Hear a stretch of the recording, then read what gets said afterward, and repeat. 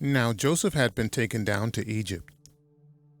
Potiphar, an Egyptian who was one of Pharaoh's officials, the captain of the guard, bought him from the Ishmaelites who had taken him there.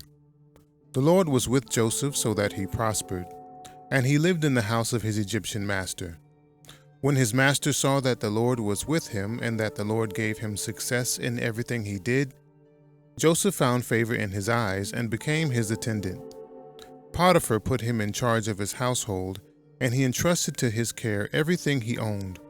From the time he put him in charge of his household and all of that he owned, the Lord blessed the household of the Egyptian because of Joseph.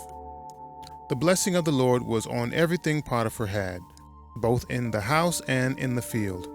So Potiphar left everything he had in Joseph's care, with Joseph in charge.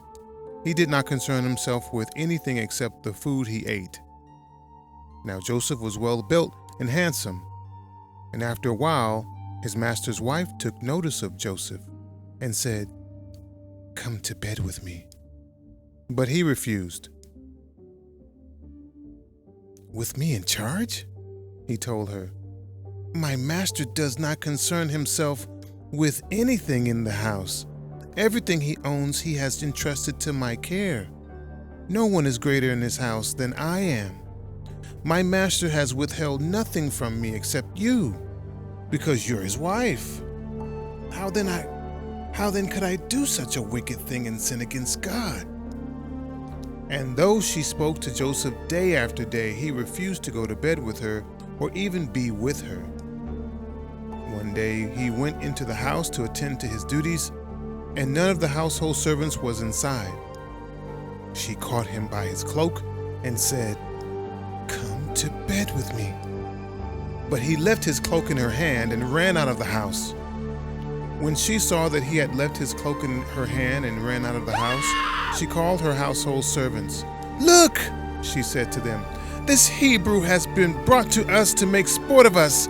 He came in here to sleep with me, but I screamed.